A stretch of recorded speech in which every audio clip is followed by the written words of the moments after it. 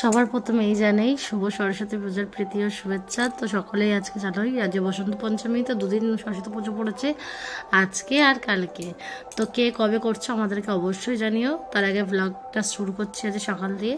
তো রাধে রাধে, সকলকে জানাই আমার চ্যানেলে অনেক অনেক স্বাগত। আশা করি আপনারা সকলে খুবই ভালো আছেন, আর আপনাদের আর গোপালের আশীর্বাদে আমিও ভালো আছি। তো সকাল থেকে আজকে ব্লগটা স্টার্ট করলাম। দেখো তো গোপাল সোনার জন্য যে কী রান্না করছি দেখো, অন্ন করছি, ডাল করছি, আলু ভাতে আর বেগুন ভাজা, কুমড়ো ভাজা, উচ্চ কুমড়ো ভাজা দিয়ে আর পাঁপড় রয়েছে, গোপালকে দিয়ে সেবা দেবো। জানোই আছে সরস্বতী পুজো, আর আমাদের পাড়ায় আজকে হবে না কালকে হবে। আর আমার একটা দাদার বাড়িতে যে গৃহপ্রবেশ আছে তার সাথে যে সরস্বতী পুজো আছে, তো কালকে সকালবেলা অনেকটা দেরিতে মানে ওটা অনেক সকাল সকাল ছেড়ে যাচ্ছে পঞ্চমীটা। তো ওই জন্য আমি ভাবলাম যে আজকে অঞ্জলিটা দিয়ে নিই, আর সকাল থেকে কিছু খাওয়াই ছিল না, তো ভাবলাম যে অঞ্জলিটা দেওয়াই যাক।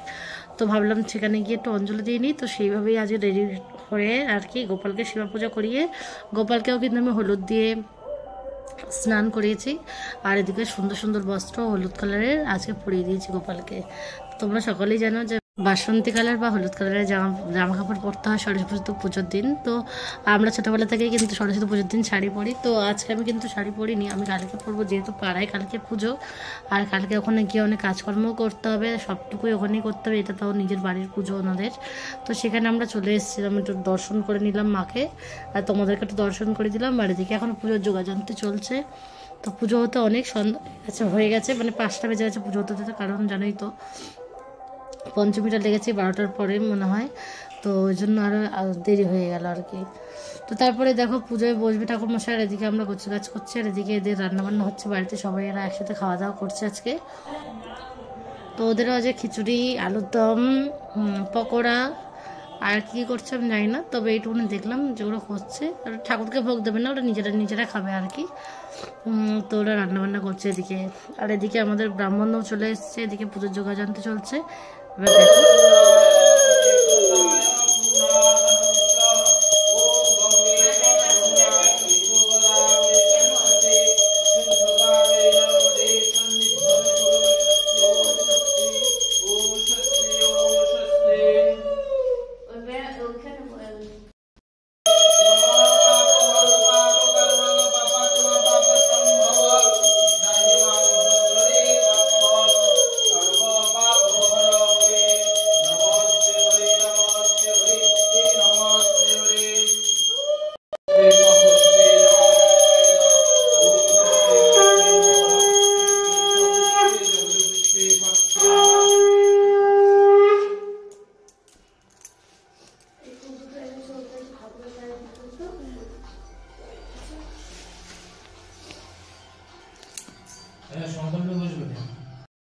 তো এদিকে আমাদের দেখো অঞ্জলি কিন্তু দেওয়া হয়ে গেছে। তো সকলে প্রণাম করছে, আমার প্রণাম করা হয়ে গেছে, ভাবলাম যে তোমাদেরকে একটু ভিডিও করে দেখিয়ে দিই। আর এদিকে এখন আরতি হবে আর যজ্ঞ ঠজ্ঞ হবে। আমাদের গৃহপ্রবেশও আজকে ছিল, তো ওনারা গৃহপ্রবেশের যা যা মানে অনুষ্ঠানের মধ্যে যা যা পড়ে সব কিছুই করবে, যজ্ঞ হবে বড় করে। তো সব কিছু রেডি আছে, শুধু আগে অঞ্জলিটা দিয়ে নিল, বাচ্চা কাচ্চারা অনেকেই না খেয়েছিল বলে তাই কমপ্লিট করে নিয়েছে। আর এদিকে পুজো শেষে জানি তো চরণামৃত দেবে, তো চরণামৃত দেওয়ার জন্য সবাই বসে আছে। তো ভাবলাম যে তোমাদের সাথে উনি চরণামৃতটা বানাক, আমি তোমাদের সাথে ভিডিওটা একটু শেয়ার করে নিই। আর তার আগে উনি আরতিটা করে নিচ্ছে, তাই ভাবলাম তোমাদেরকে একটু আরতিটাও দর্শন করে দিই। তো খুব সুন্দরভাবে পুজোটা সম্পন্ন হলো আমাদের কিন্তু। আর এদিকে সবাই নমস্কার করে নিল, এদিকে পুজো হয়ে গেছে। আর যে আরতি হচ্ছে দেখো, প্রথমে কর্পূরধানিটি করলো, তারপর পঞ্চপতি করবে, তারপরে জলশঙ্খ, রুমাল, তারপর চামফুল, তারপর চামর সব দিয়ে আরতিটা সম্পূর্ণ করবে। আর করার পরে কিন্তু সবাইকে চরণামৃতটা উনি বানিয়ে দেবে, নইলে তো কেউ প্রসাদ পেতে পারছে না, তাই সবাই বসে আছে আরতির জন্য অপেক্ষা করছে। আরতিটা হয়ে গেলেই আর কি সম্পন্ন হয়ে যাবে।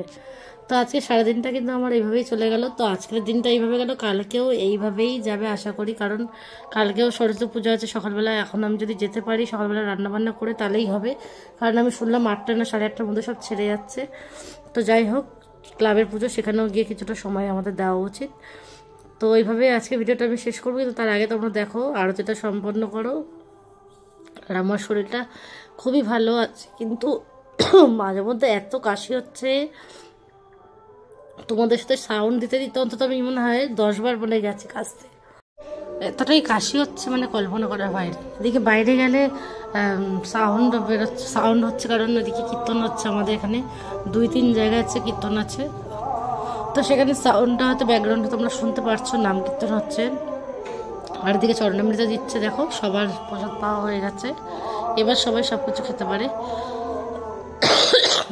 তো তারপরে দেখো গোপাল সোনার জন্য যে চাউমিন বানিয়ে নিয়েছি, আর এদিকে চাউমিনটাও সিদ্ধ করা হয়ে গেছে, ভাজাটাও বসিয়ে দিচ্ছি কড়াইতে।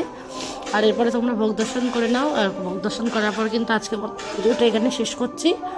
ততক্ষণের জন্য সকলেই ভালো থেকো। আর যদি তোমাদের আমার ভিডিওটা কোথাও একটু ভালো লাগে তাহলে অবশ্যই লাইক, কমেন্ট, শেয়ার আর সাবস্ক্রাইব করতে একদমই ভুলবে না। রাধে রাধে, শুভরাত্রি, জয় শ্রী।